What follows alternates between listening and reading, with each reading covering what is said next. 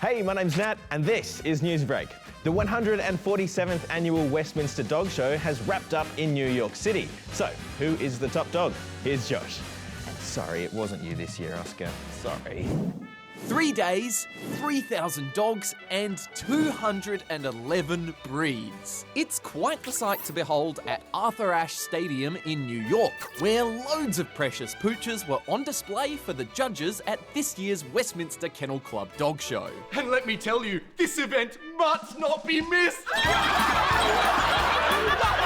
But how on earth do you even judge a dog?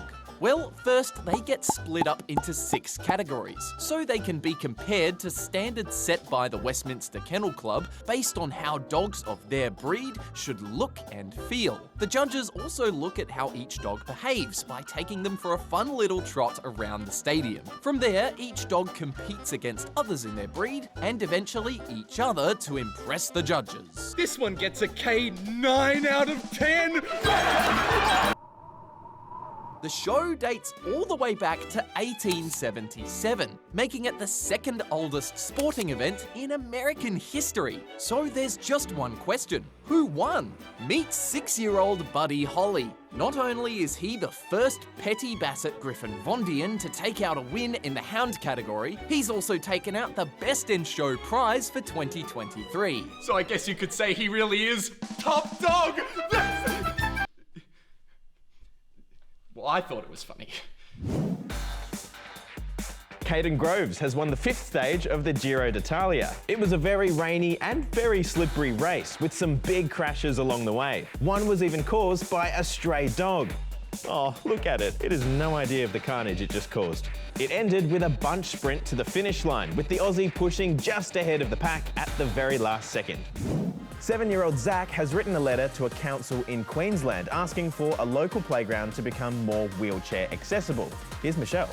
Yeah, how you going, buddy? Zach has travelled all over the world. This is the boat where I get grumpy. But now a simple trip to a local park on Bribie Island in Queensland isn't really possible. This is not accessible. I was trying to enter the park and my wheel couldn't move even this much. You see, this playground recently had an $800,000 makeover. But there's one big problem. It's not wheelchair friendly, with bark and wood chips making it really difficult to move around.